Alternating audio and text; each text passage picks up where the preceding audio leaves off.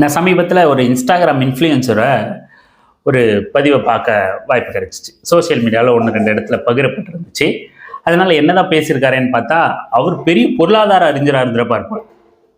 பயங்கரமான யோசனைகள் எல்லாம் தமிழ்நாட்டுக்கோ தமிழ்நாட்டு இளைஞர்களுக்கோ கொடுத்துருந்தாப்புல. என்னடா இது, இப்பேற்பட்ட யோசனை கொடுக்குற ஒருத்தரை உடனே ரிசர்வ் பேங்க்லையோ இல்லை இந்திய அரசியலையோ இல்லை தமிழ்நாட்டோட பொருளாதார முக்கிய ஆலோசனை பிரிவிலையோ சேர்க்காம விட்டுருக்காங்களே. சேர்த்திருந்தா இந்நேரத்துக்கு தமிழ்நாடு வல்லரசு ஆயிருக்குமே, கழுத இந்தியா ஆகுதோ இல்லையோ தமிழ்நாடாவது வல்லரசு ஆயிருக்குமே அப்படிலாம் நமக்கு தோணுச்சு. அவ்வளோ அறிவுபூர்வமாக பொருளாதார அறிவோடு பேசியிருந்தாப்புல. அவர் சொல்கிற யோசனையை கேட்டால் தமிழ்நாட்டில் இளைஞர்களுக்கு வேலை வாய்ப்பின்மை அப்படிங்கிற அந்த பிரச்சனையே இருக்காது, எல்லாருக்கும் வேலை கிடைச்சிடும். அப்படியான ஒரு அறிவுபூர்வமான கருத்தை தெரிவிச்சிருந்தாரு.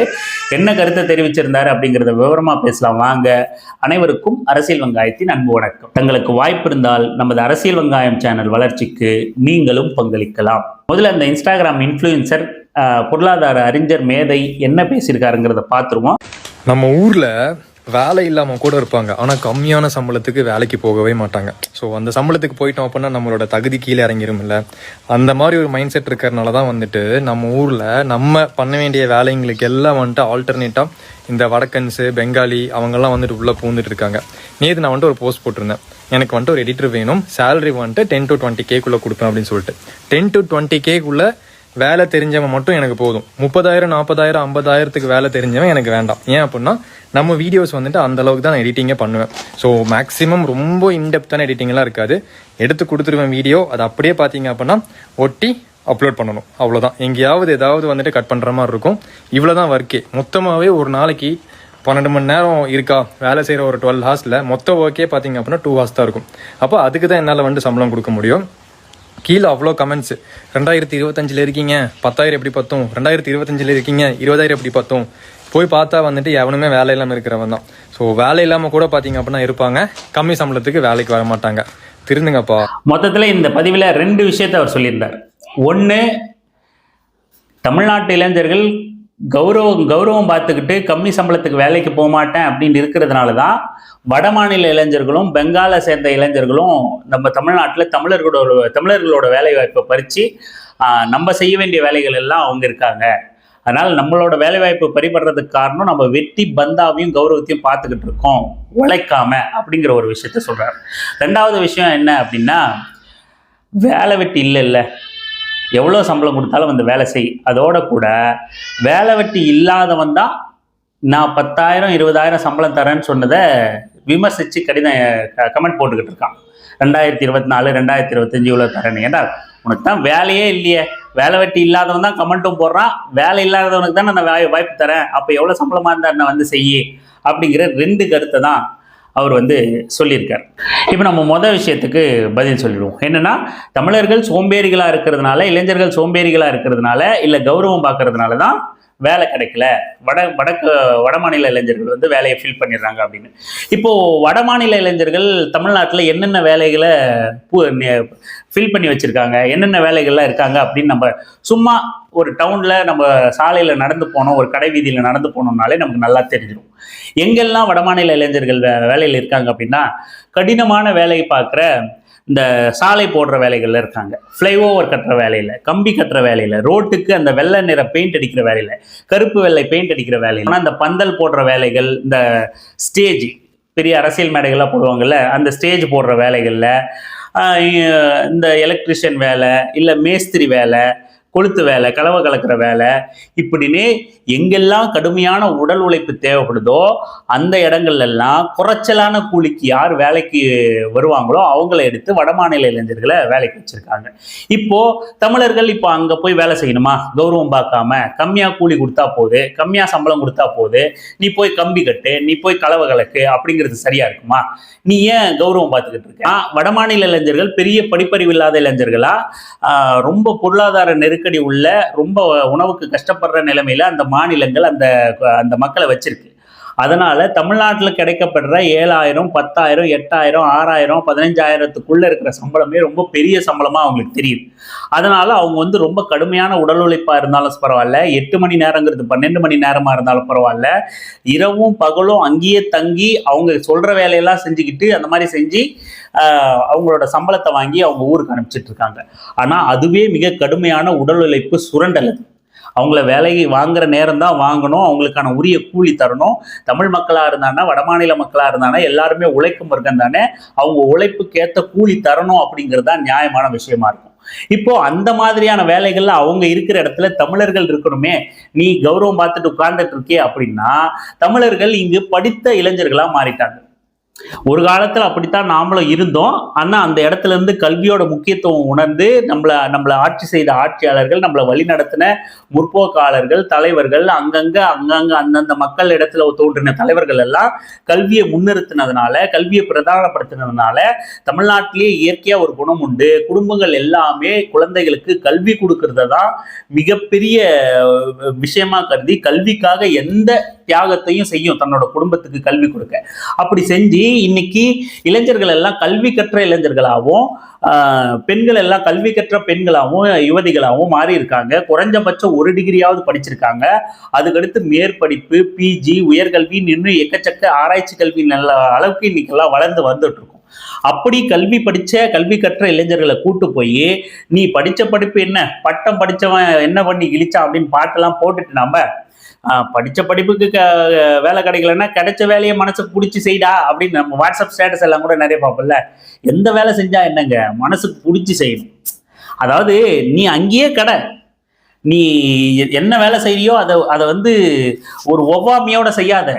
அது உனக்கு ஒரு நாளைக்கு உயர்வு தரும். அதனால நீ அங்கேயே கடை, பார்க்கிங் பண்ற இடத்துலயே இரு, வாட்ச்மேனாவே இரு, கலவை கலக்கிட்டே இரு, எலக்ட்ரிஷியனாவே இரு, கம்பி கட்டுறவனாவே இரு, ஹோட்டல்ல டேபிள் துடைக்கிறவனாவே இரு. அதை மனசுக்கு புரிஞ்சு வித்தியாசமா செஞ்சு பாரு. அதுதான் என் வாழ்க்கை. இருக்கிறது கொஞ்ச நாள்ல பைத்தியக்காரனுங்கெல்லாம் வாட்ஸ்அப் ஸ்டேட்டஸ், சமூக வலைதளங்கள்ல ரீல்ஸ் போட்டுக்கிட்டு இருப்பானுங்க. அப்படி நம்மள அப்படியே இருக்க சொல்றானுங்க.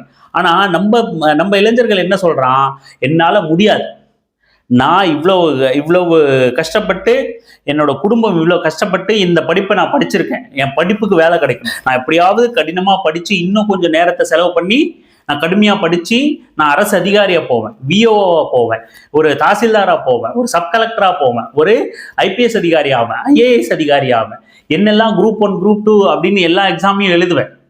அப்ப ஒன்றிய அரசு தேர்வுகளை எழுதுவேன், நான் ஒரு ரயில்வேல போவேன், நான் நீதிபதி ஆவேன், இப்படின்னு நான் ஒரு ஐஐடியில் போவேன், ஒரு மெட்ரோ ட்ரெயின் நிர்வாகத்தில் அதிகாரியாக போவேன், இப்படின்னு எங்கெங்கெல்லாம் அதிகார மையங்கள் இருக்கோ, எங்கெல்லாம் அதிகாரம் கொண்ட பதவிகள் இருக்கோ அதெல்லாம் நோக்கி குறி வச்சு நான் என்னோட 2 வருஷம் இழந்தாலும் பரவாயில்ல, 5 வருஷம் இழந்தாலும் பரவாயில்ல, இந்த வருஷங்களை இழந்து கல்வி கற்று மேலும் படித்து அந்த பதவியை நான் அடைவேன் அப்படின்னு குறிக்கோளோட உட்காந்து படிச்சுக்கிட்டு இருக்கிறவன, ஏன்னா அது வரைக்கும் 4th நீ என்ன பண்ணுவ?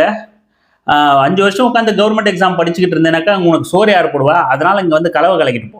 உனக்கு ஒரு நாளைக்கு 300 ரூபா தரேன், நான் ஒரு நாளைக்கு 500 ரூபா தரேன். அப்படி இருக்கு நம்ம பொருளாதார மேதை இன்ஸ்டாகிராம் இன்ஃப்ளூயன்சர் பேசுறது. சரிப்பா, அப்போ அவர் சொல்ற மாதிரி இங்க வட மாநில இளைஞர்களோட ஆதிக்கம் இல்லையா? அவங்க இங்க வேலைக்கு வரலையா? ஏன்னா நம்ம கூலி வேலைக்கு தமிழர்கள் போகணும்னு அவசியம் இல்லை, நம்ம படிச்சுட்டோம். கூலி வேலைகள் நம்ம கிட்ட இருந்து பறிக்கப்படுது அப்படிங்கிற ஒரு பிம்பம் உருவாக்கப்படுது. அந்த கூலி வேலைகள் தான் தமிழர்களோட வேலை வாய்ப்பு அப்படிங்கிற ஒரு பிம்பம் உருவாக்கப்படுது. அது நமக்கு தேவையே கிடையாது. நமக்கு ரயில்வேவோட வேலை வாய்ப்புகள் பறிக்கப்படுதா, அதுல நம்ம கவனம் செலுத்தணும். அதுக்கு நம்ம பறிக்கப்படுற உரிமையை மீட்க போராடணும். நம்ம ஐஏஎஸ் ஐபிஎஸ் ஆபீசர் வந்து தமிழர்கள் இல்லையா, அதுல நம்ம கவனம் செலுத்தணும். ஒரு மெட்ரோ நிர்வாகமா தமிழர்களை தாண்டி வேலைக்கு ஆட்கள் எடுக்கிறான்னா அதுல நம்ம கவனம் செலுத்தணும். இல்ல ஐஐடி, ஐஐஎம், என்ஐடி இந்த மாதிரியான இடங்கள்ல, ஒன்றிய அரசு கல்வி நிறுவனங்கள்ல, ஒன்றிய அரசு நிறுவனங்கள்ல, பெல் தொழிற்சாலைகள்ல, இந்த மாதிரியான இடங்கள்ல தமிழர்களோட முக்கியத்துவம் வேலை வாய்ப்பு குறைதா, அங்க நாம கவனம் செலுத்துவோம், போராடுவோம். அதுக்கான இடங்கள்ல அங்க போராடி அங்க அதிகாரத்தை அடைவோம். அங்க படிக்கவும், என்ஐடி ஐஐடி மாதிரியான இடங்கள்ல நாங்க படிக்கவும் நம்மளால முடியல, வேலை பார்க்கவும் நம்மளால முடியல. ஆதிக்க சாதி உட்கார்ந்துக்கிட்டு நம்ம தலைமையில உட்கார்ந்துக்கிட்டு அவன் குடிமையை ஆட்டிக்கிட்டு இருக்கான். அப்போ அதுல நம்ம கவனம் செலுத்தணும். இந்த மாதிரி நீதிபதி பதவிகள் எல்லாமே ஒரு ஜாதிக்கு இடையில இருக்கு. இப்போ வரைக்கும் கூட முன்னாள் நீதிபதி சந்துரு அவர்களும் பரந்தாமன் அவர்களும் பதறிக்கிட்டு இடஒதுக்கீடின் மூலமா அங்க நீதிபதி பதவிகள் நிரப்பப்படணும், ஒரே ஜாதியோட ஆதிக்கம் இருக்குன்னு இன்னி வரைக்கும் வந்து போராடிக்கிட்டு இருக்காங்க. சமூக வலைதளங்கள்ல அந்த செய்தியை மக்கள்கிட்ட கொண்டு போகணும்னு போராடிக்கிட்டு இருக்காங்க. அப்போ இந்த மாதிரி இடங்கள் எல்லாம் நாங்க கவனம் செலுத்தணும், நாங்க கவனம் செலுத்தணும், அதிகாரத்துக்கு போனோம், நாங்க படிச்ச படிப்புக்கு வேலைக்கு போனோம், அதுக்கு பேர் சோம்பேறித்தனம், கௌரவம் பார்க்கிறோம் அப்படின்னா அப்படி தாண்டா பார்ப்போம் மயிறு அப்படின்னு நம்ம சொல்லுவோம். இது அப்படி தாண்டா பார்ப்போம், அது தாண்டா எங்களுக்கு வேணும். நாங்க மறுபடியும் பின்னோக்கி போக விரும்பல, நிமிர்ந்து பார்த்துட்டோம், இனிமே நாங்க குனிய மாட்டோம், அப்படித்தான் போவோம், அப்படித்தான் பார்ப்போம், அதிகாரத்துக்கு தான் போவோம், நாங்க கூலி வேலைக்கு போக மாட்டோம். அதை தாண்டி வடக்கனோட ஆதிக்கம் இங்க இருக்கான்னா இருக்கு. நாங்க எந்த ஆதிக்கத்தை பார்க்கிறோம் அப்படின்னா, இங்க கலவை கலக்கவும், கம்பி கட்டவும், டேபிள் துடைக்கவும், ஸ்டேஜ் போடவும் வர வடக்கனை நாங்க ஆதிக்கமா பார்க்கல, எங்களோட வேலை வாய்ப்பு பறி போறதா பார்க்கல. அதுக்கு மாறா நாங்க எதை அச்சுறுத்தலை பார்க்கிறோம் அப்படின்னா, இந்த தமிழ்நாட்டில் இருக்கிற ஒவ்வொரு மாநகராட்சியா இருக்கட்டும், நகராட்சியா இருக்கட்டும், சின்ன குறு நகரமா இருக்கட்டும், எல்லா சிறு நகரங்கள்லயும் தன்னோட வணிக முதலாளித்துவ கரங்களை பரப்பி வச்சிருக்கானே மார்வாடி பனியா கும்பல், சேட்டு கும்பல், அவனை நாங்க அச்சுறுத்தலா பார்க்கிறோம். தமிழர்களோட வணிகம் பறிக்கப்பட்டிருக்கு, மார்வாடி பனியா சேட்டு கும்பல் கிட்ட பறிக்கப்பட்டிருக்கு. அவன் ஆட்டிய போட்டு ஆதிக்க செலுத்தி அவனோட முதலாளித்துவ கொடுங்கரங்களால அவன் தமிழ்நாடு முழுக்க கிளை பரப்பி அவன் வளர்ந்துகிட்டு இருக்கான், என்னோட வளத்தை சுரண்டி அவன் வாழ்ந்துகிட்டு இருக்கான் அப்படிங்கிறத நாங்க அச்சுறுத்தலா பார்க்கணும். நீங்க ஒரு சின்ன நகரம், எந்த ஒரு மூலையில இருக்கிற தமிழ்நாட்டோட சின்ன நகரத்துக்கு போய் பாருங்க, அங்க சின்னதா ஃபேன்சி ஸ்டோர் வச்சிருக்கிறதுல இருந்து, எலக்ட்ரிக்கல் சாமான் விற்கிறதுல இருந்து, பைக்குக்கான டூல்ஸ் ஸ்பேர் பார்ட்ஸ் விற்கிறதுல இருந்து, தங்க வைர வெள்ளி நகைக்கடை வரைக்கும் மார்வாடி பனியா சேட்டு கும்பல் கிட்ட இருக்கு. இதைத்தான் நாங்க அச்சுறுத்தலா பார்க்கிறோம். முதலாளித்துவ பரவலை தான், முதலாளித்துவ ஆதிக்கத்தை தான் நாங்க இந்த இடத்துல எங்களோட வளங்களை, எங்களோட உழைப்பை, எங்களோட பணத்தை, செல்வத்தை கொள்ளையடிச்சுட்டு போறதை தான் நாங்க அச்சுறுத்தலா பாக்குறோமே தவிர, இவனோ கம்பி கட்டுற வரதையும் கலவை கலக்க வரவனையும் நாங்க அச்சுறுத்தலா பார்க்கல. நீங்க வேணா போய் பாருங்களேன், உங்க சின்ன டவுன், எந்த டவுனா வேணா இருக்கட்டும், அங்க ஃபேன்சி ஸ்டோர் வச்சிருக்கிறவன் நகை கடை வச்சிருக்கிறவன் வரைக்கும் எவனும் பெருசா வாடகை கடையில கூட கடை வச்சிருக்க மாட்டான், அவனோட சொந்த கடையா இருக்கும். அட்லீஸ்ட் கடை வாடகையா இருந்தாலும் பெரும்பாலும் அவன் சொந்த வீடு கட்டியிருப்பான். அவன் நீ இருக்கிற ஏரியாவில், நீ இருக்கிற மண்ணில் அவன் சொந்தமா கடை வச்சிருப்பான். அந்த கடை அவனோட சொந்த கடையா இருக்கும். அவன் சொந்தமா வீடு வாங்கி கட்டியிருப்பான். அதை தாண்டி பல இடங்கள்ல வீடு வச்சிருப்பான். அதை தாண்டி நிலங்களை வாங்கி பிளாட் போட்டு வித்துக்கிட்டு இருப்பான். இது உனக்கு ஆதிக்கமா தெரியல. தமிழனை உட்கார்ந்துக்கிட்டு இன்னைக்குதான் முதல் தலைமுறை பட்டதாரியா படிச்சு அவன் அதிகாரத்தை நோக்கி போனோம், இல்ல பெரிய தொழிலதிபரா வரணும், பெரிய பெரிய பொறுப்புகள் அதிகாரங்களை போய் அமரணும்னு நினைச்சா நீ என்னத்திட கௌரவம் பார்த்துக்கிட்டு இருக்க? கலவை கலக்கு, நான் உனக்கு 10,000 தரேன், 20,000 தரேன், கௌரவம் பார்த்துட்டு உட்கார்ந்துட்டு இருக்கே, சோம்பேறியா இருக்காங்கிறான்னா இவனை மாதிரி ஆட்கள் எல்லாம் நம்ம என்ன சொல்றது? சீமான் மாதிரியான பொறுக்கி கும்பலா இருக்கட்டும், இல்ல சீமான் பேச்சை கேட்டுட்டு பேசுற இந்த மாதிரியான ஆட்களா இருக்கட்டும், நம்மளோட அறிவு வளத்தை மறுபடியும் முட்டாள்தனமாக்கி சுரண்டி நம்மள பின்னோக்கி தள்ள முயற்சி பண்ணிக்கிட்டே இருக்கானுங்க.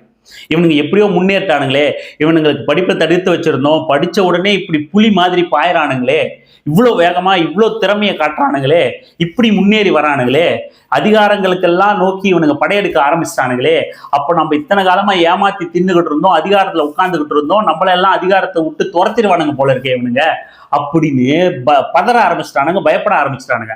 அதனாலதான் சீமான் மாதிரியான குடிகாரனுக்கெல்லாம் அவனுக்கு 2 பிராந்தி விஸ்கியை வாங்கி கொடுத்துட்டு, இந்த போய் நீ இவனுங்களை எல்லாம் மாடு மேய்க்கிறதுக்கு கூப்பிடு, இவனுங்களை எல்லாம் சாணியல்ல கூப்பிடு, அதுதான் பெரிய வேலை, பாரம்பரியம், தமிழ் பண்பாடுன்னு சொல்லு அப்படின்னு சொல்லி பேச வைக்க ஆரம்பிச்சான். அவனோட பேச்சு கேட்டுட்டு இந்த மாதிரியான தற்கூரிகள் எல்லாம் இப்போ நம்ம தமிழன் கௌரவம் பார்க்கறான், 10,000க்கு வேலை செய்ய மாட்டான் ஐயா அப்படின்னு இந்த மாதிரியான ஆட்கள் இவன் லட்சக்கணக்கில் சம்பாதிச்சுக்கிட்டு, இவன் கோடிக்கணக்கில் வீடு கட்டிட்டு, கோடிக்கணக்கில் காரை வாங்கிட்டு நமக்கு 10,000 20,000 கொடுக்கறத பெரிய செலவா பார்த்துக்கிட்டு இருக்கோம்.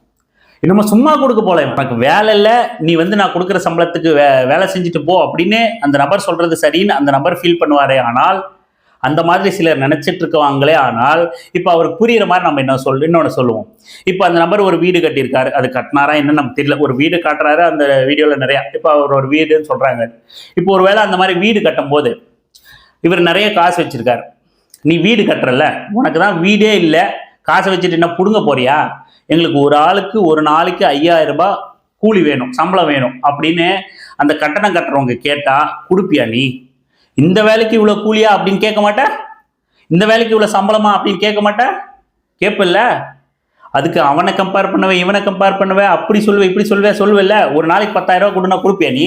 ஏடா வீடே இல்லை, காசு வச்சு நான் புடுங்க போறேன், 10,000 ரூபா கொடு, இல்லைன்னா வீடு இல்லாத இது அதுல என்ன உனக்கு கௌரவம் வேற? வீடே இல்லை உனக்கு என்ன கௌரவம்? அப்போ 10,000 ரூபாய் ஒரு நாளைக்கு கூலி கொடுத்து வீடு கட்டுன்னு சொல்லியிருந்தா நீ கொடுத்துருப்பியா? கொடுத்துருக்க மாட்டேல்ல. இன்னொரு உதாரணம் சொல்லலாம். கார் வச்சிருக்காப்புல அந்த நபர், போயிட்டு கார் வாங்குற இடத்துல 10 லட்ச ரூபா காரு, இந்த நபருக்கு மட்டும் ஒரு 50 லட்ச ரூபா சொல்றாங்கன்னு வச்சுக்கங்களேன். ஏன் உங்ககிட்ட தான் காரே இல்லை, அப்புறம் என்ன கார் இல்லை உனக்கு என்ன நீ கௌரவம் பார்க்குற? கார் வேணும்னா 50 லட்ச ரூபா கொடுத்துட்டு கார் எடுத்துட்டு போடா வெண்ண அப்படின்னு சொன்னா, நீ காசு வச்சிருக்கியங்கிறதுனால அதை இன்னொருத்த கேட்டா நீ கொடுத்துருவியா? சும்மா கேட்டா கொடுத்துருவியா? அப்போ இன்னொருத்தன் உழைப்பு மட்டும், அவனுக்கு வேலை இல்லை அப்படிங்கிறதுனால, உனக்கு கார் இல்லை அதனால நீ கார் வாங்க போறன்னா, அப்போ அவன் எவ்வளவு கேட்டாலும் நீ கொடுத்துருவியா? உனக்கு வீடு இல்லை, நீ வீடு கட்ட போறன்னா, வீடு கட்டுறவங்க எவ்வளவு கேட்டாலும் நீ கொடுத்துருவியா? அதே போலதான் ஒருத்தனுக்கு வேலை இல்லை அப்படிங்கிறதுனால, அவன் வேலை கேட்கறாங்கிறதுனால அவனுக்கு நீ எவ்வளவு கொடுத்தாலும் வாங்கிக்கணும்னு அர்த்தம் கிடையாது. இன்னைக்கு நீ 20,000 கொடுத்தா வாங்குவ, நாளைக்கு 10,000 கொடுத்தா வாங்குவ, மறுநாள் 5,000 தான் கொடுக்க முடியும் அப்படின்ப. நிறைய பேர் இருக்கான், உன்னை விட்டா ஆள் இருக்கு எனக்கு அப்படின்ப. இதுக்கும் வடக்கம் வந்துட்டான் எடிட் பண்ணி கொடுக்க அப்படின்ப. அதுக்கப்புறம் பாரு, இன்னைக்கு நீ வரலன்னா நாளையிலிருந்து 3 வேளை சோறு சாப்பிட்டு எடிட் பண்ணி கொடுக்க ஆள் இருக்கு அப்படின்ப. அப்புறம் 3 வேளை சோறு இல்லை, ஒரு வேளை தான் சோறு அப்படின்ப. அதனால வேலை இல்லை அப்படிங்கிறதுக்காகலாம் எவனும் நீ கொடுக்குற காசுக்கு வேலை செய்யணும் அப்படின்னு அவசியம் இல்லை. நான் பொது புத்தியை கேள்வி எழுப்பிட்டுருக்கேன். அந்த நபர் தனக்கு ஆள் கிடைச்சிட்டாவும் வேலை செய்யறதுக்கு ஆள் இருக்காங்க, டேய் நீ என்னடா பேசிட்டு இருக்க, வந்துட்டாங்கடா ஆள், 10 பேர் இருக்காங்கடா, 100 பேர் இருக்காங்கடா சொல்லலாம், இருக்கலாம். சூழ்நிலைக்காக சூழ்நிலை கைதிகளா ஏதோ ஒன்று பண்ணலாம் அப்படின்னு இளைஞர்கள் வரலாம், அது மேட்டர் இல்லை. ஆனா இங்க என்ன பொது புத்தி என்ன, உளவியல் என்ன, உன்னோட பேச்சில உனக்கே தெரியாத ஆதிக்கம் இல்லை, இல்லை ஒருவேளை நீ தெரிஞ்சே தான் அந்த ஆதிக்கத்தோட பேசியிருக்கலாம்.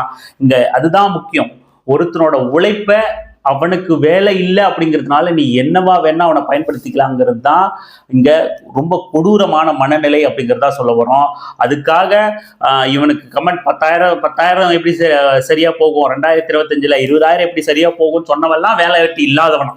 வேலை வெட்டி இல்லாதவன் தான் இந்த நியாயம் கேட்பான் அப்படிங்கிற ஒரு பொது உளவியலையும் இந்த அதிமேதாவி பொருளாதார அறிஞர் சொல்றார். வேலை வெட்டி இல்லாதவன் தான் அப்படி கேட்கறான், கமெண்ட் போடுறான் அப்படின்னு சொல்லிட்டு. இந்த இவனுங்கெல்லாம் என்ன நினைச்சுக்கிறாங்கன்னா, இவனுங்க வீடு வாங்கிட்டா, கார் வாங்கிட்டா, இவனுங்க கொஞ்சம் பொருளாதாரத்துல நல்லபடியா இருந்துட்டா அப்படியே நாடே எல்லாம் மாறிடுச்சு, மாறாம கஷ்டத்துல இருக்கிறவெல்லாம் சோம்பேறிகள் அப்படின்னு இவனுங்க நினைச்சிடறாங்க. சோம்பேறிகள், வேலைக்கு போக தயங்குறவன், கிடைச்ச வேலையை செய்யணும்னு நினைக்க மாட்டானுங்க. இப்படி இருந்தா எப்படி இவனுங்க முன்னேறுவாங்க? நான் பார் எப்படி வளர்ந்து நிற்கிறேன் அப்படின்னு இவனுங்களுக்கு ஒரு மைண்ட் செட் வந்துடுது. பெரியாளா இவனுங்க பொருளாதாரத்துல வளர்ந்துட்டாலே வளராதவன் எல்லாம் ஒன்றுத்துக்கு உதவாதவன் சோம்பேறிங்கிற முடிவுக்கு வந்துடுறானுங்க. அதனாலதான் அந்த ஆணவ பேச்சு தான், அந்த திமிர் பேச்சு தான் இவனோட பேச்சுல வெளிப்படுது. அவரோட பேச்சுல மிக கடுமையான வன்மமும் ஆதிக்க சிந்தனையும் இருந்ததுனால இதை நம்ம ஒரு உரையாடலுக்கு, விவாதத்துக்கு உட்படுத்தணும்னு நினைச்சோம். அதுக்காக தான் இந்த பதிவு. மற்றபடி அந்த நபர் என்ன மாதிரி வீடியோ போடுறாரு, நான் இந்த பதிவுக்கு அப்புறம் தான் அவர் என்ன போட்டிருக்காருன்னு 1-2 ரீல்ஸையே நான் பார்த்தேன். அவர் முன்ன பின்ன கூட எனக்கு தெரியாது. நான் இன்ஸ்டாகிராம் அவ்வளோ ஃபாலோ பண்ணுறவனும் கிடையாது. இந்த பதிவு அவர் போட்டிருந்தது ரொம்ப தவறு, ஆதிக்க மனப்பான்மையோடு இருந்துச்சு. இளைஞர்களை தரக்குறைவாக மதிப்பிடுறதாகவும், தமிழ்நாடை குறைச்சலாக மதிப்பிடுறதாகவும் இருந்துச்சு.